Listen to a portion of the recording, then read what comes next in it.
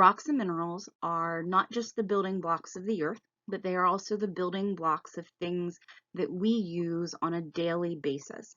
They are the building blocks of things that we make our homes from and our schools. Our road surfaces that we drive on are made from rocks and minerals. Our wiring and the electricity coming into our homes is made possible by rocks and minerals. The cars we drive are made from rocks, and the electronic devices that we use, our cell phones and computers and game consoles, all of those things rely on rocks and minerals in order to work and provide us with the things that we take for granted many times. So today we're going to talk a little bit more about rocks and minerals and learn the basics so that we have a better understanding of where those things that we use every day comes from. So there are three main rock types. They are igneous, sedimentary, and metamorphic rocks. Igneous rocks form from volcanoes, cooling lava and magma. They are also very hard. Sedimentary rocks are much softer, and they form from layers of mud and clay and sand. Basically, they're other rocks that have eroded and been carried to new places by water, sometimes by wind, and have rehardened into new rocks, making them much softer. It is also where we find most of our fossils. And then our last category are the metamorphic rocks. And metamorphic rocks are usually igneous or sedimentary rocks that have been changed in some way. And you might ask, what can change a rock? And that can be heat or pressure, or the combination of the two. Igneous rocks form from cooling lava and magma. As lava comes to the surface, it and the ash and debris that come from the volcano cool very quickly and become the extrusive igneous rocks. The intrusive igneous rocks are ones that form from magma cooling deep in the crust of the earth over a long, long period of time. Granite is one of those that forms from the cooling magma deep in the crust of the earth. And it has many different minerals in it, lots of quartz and feldspar, sometimes micas. Because it's very pretty, we use it a lot for decoration, for countertops, flooring. Then we have obsidian, which is one of the extrusive igneous rocks that come from a volcano. The lava cooled very fast and not much of a crystal structure really formed. So when you look at pieces of obsidian, it almost looks like black glass. Sometimes the black obsidian has some white speckles in it, or some brown banding, or even other colors, but most of it is black. And it's prized because it is very hard and can be made very sharp.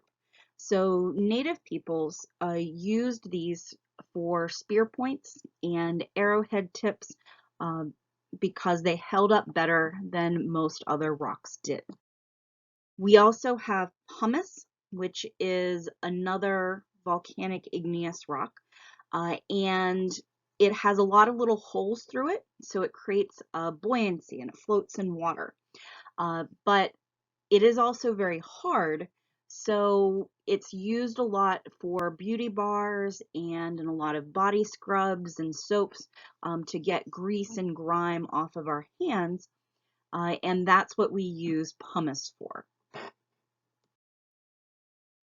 Next, we have sedimentary rocks. And sedimentary rocks are formed from other rocks that have been eroded and carried by water and wind and gravity to a new place and redeposited in layers.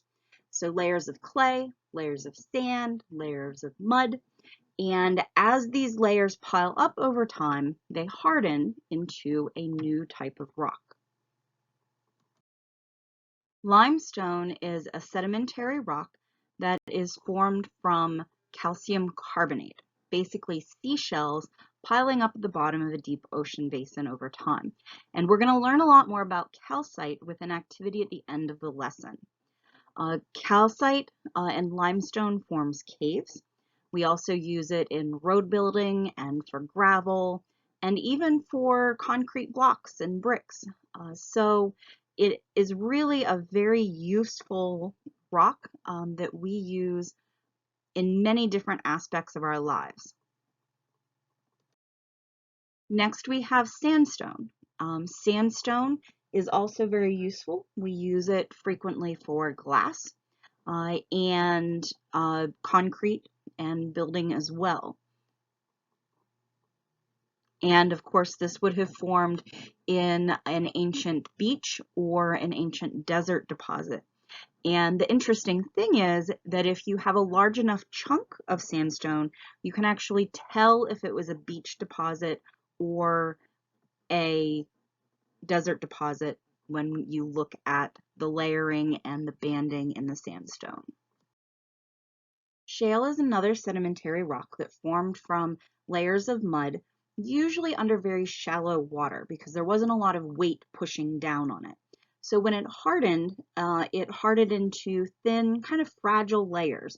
Lots of times when you break shale apart, you can break it apart just with your hand. If you do hit it with a hammer, it might shatter into a whole bunch of little pieces. Shale is one place where you can find a lot of fossils, along with limestone and sandstone and your other sedimentary rocks. So when you break apart those layers, you might find seashells or fern fossils, depending on the exact area where the shale formed and the time period that it formed. You may or may not find some really pretty fossils inside of shale. Then our last rock that we have to talk about are the metamorphic rocks. Metamorphic rocks are other rocks, usually igneous or sedimentary rocks, that have been changed into a new rock. And you might ask, what could change a rock? There are two things, heat and pressure, and either by themselves or working together, they work to form new rocks. In many cases, we can tell what kind of rock it was before it was changed by heat and pressure into a new metamorphic rock. So our first metamorphic rock we're going to look at is marble. And marble used to be limestone, but under a lot of intense heat and pressure from plate movements of the earth, it changed that limestone into a new rock. You can use marble for all of the same things that you use limestone for. But the difference is that marble is very pretty and there's not nearly as much of it as there is of limestone. So it is more valuable and used for more decorative purposes than what we use limestone for in most cases. Slate is our next metamorphic rock, and slate formed from layers of shale that were squeezed together under those metamorphic processes and the regional plate movements and tectonics that form the earth. Slate is much harder than shale. Remember how shale would break apart very easily in your hand? You can't really do that with slate. You have to hit slate with a whole lot of pressure. Because it's much harder than shale that it started as, it can be used for more construction type materials. We use it for roofing materials and stepping stones, and some other things that you might not have thought about before is that it was used for a long time as chalkboards before you had all those whiteboards in school.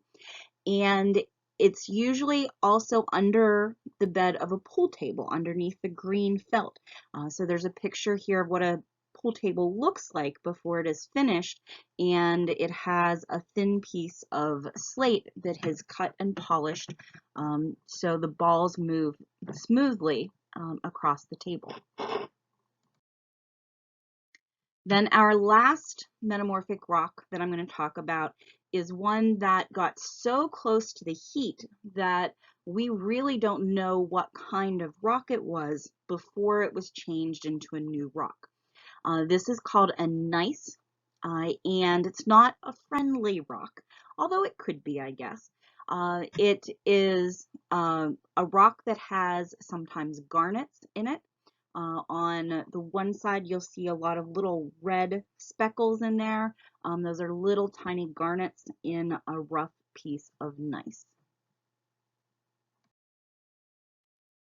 Next, we're going to talk about minerals. Minerals are the building blocks of rocks. They are naturally occurring, they're made of elements, they are non-living, and they are solid. Liquids and gases cannot be minerals.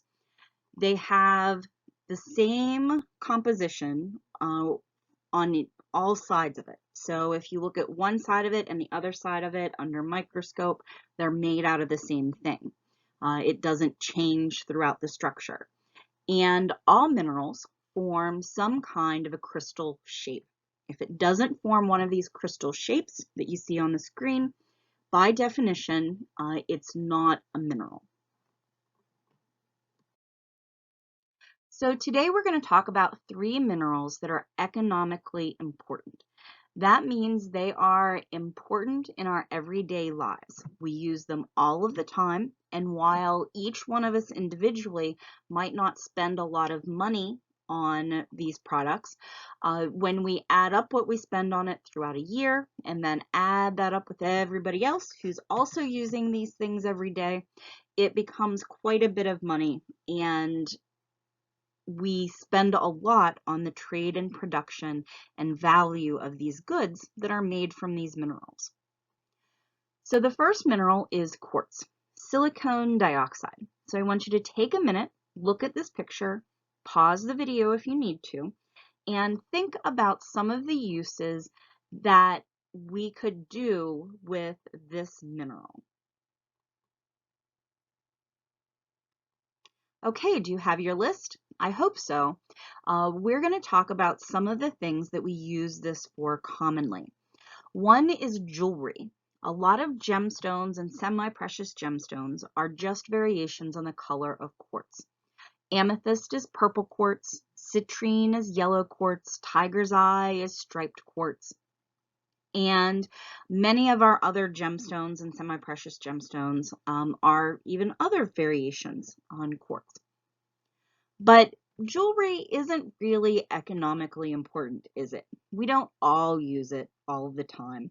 There's something else that is more important about the quartz, something else we do with it that makes it more important to us. And where it is most important is when it has been eroded into teeny tiny little pieces.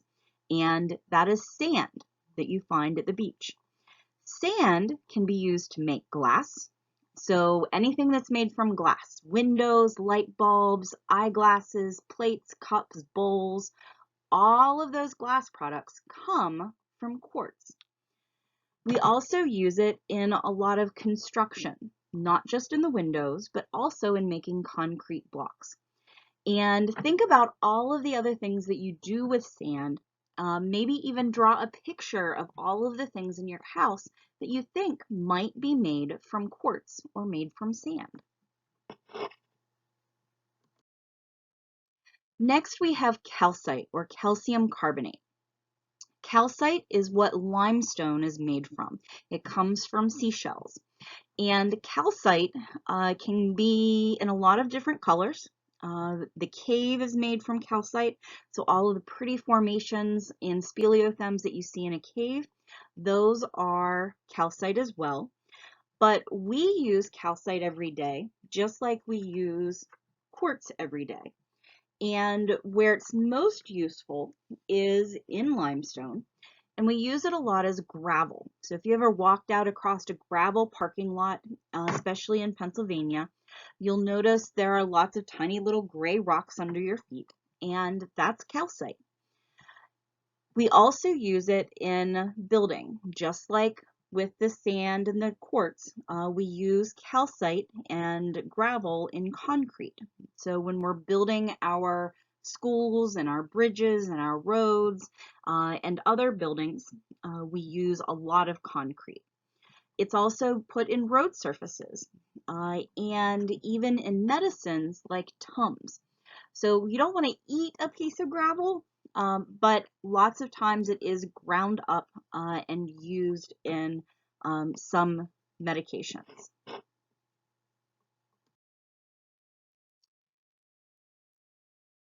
The last one that I want to talk about is salt.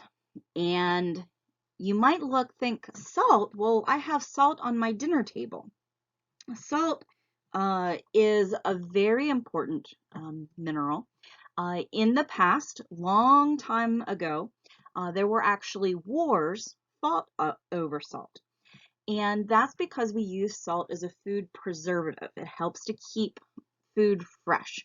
So if you go to the grocery store or even into your cupboard at home and you look at some canned vegetables and under the ingredients, you're going to find salt listed with a lot of them.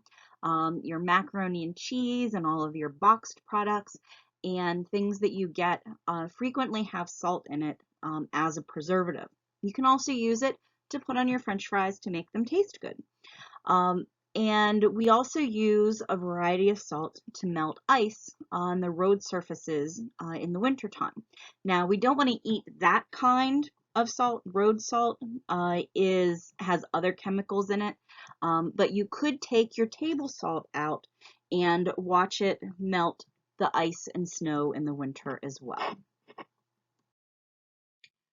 So we've learned already that rocks are made of minerals, and we talked about minerals being made of elements, but what are elements? Well, elements are the building blocks of everything. They are the tiniest little parts, the atoms that make up everything around us.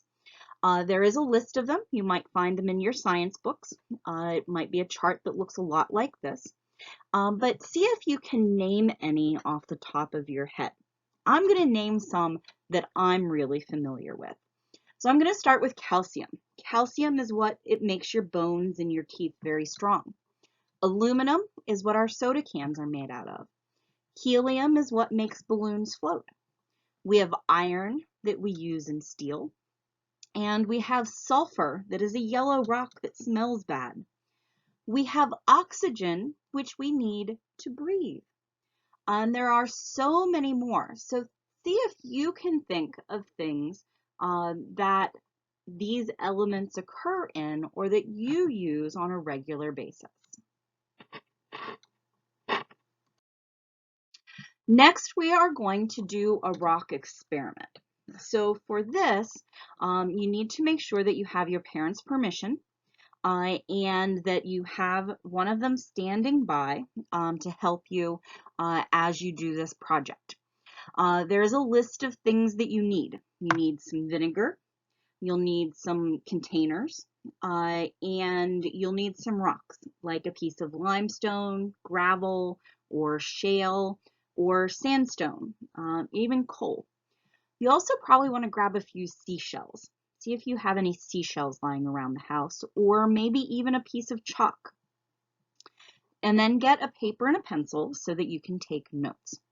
Write down your observations, look at the length of it, what color it is, what it looks like before you put those objects into the vinegar. So with your little containers, you're going to pour a little bit of vinegar into each one. Depending on the size of the container, maybe just a little bit, maybe about halfway full, but you don't want to fill it the whole way to the top. And then you're going to put those objects, the different rocks, the seashells, the chalk, into the vinegar and watch them for 5 to 10 minutes. Does anything bubble? Which ones bubble? If they bubble, congratulations, you found calcite. Calcite that makes limestone is reactive in acid, so it creates a lot of bubbles and fizzing when it comes in contact with an acid like vinegar. Check with your teacher about more information about calcite and caves and for some activities and lessons we may have prepared for them. Thank you for watching.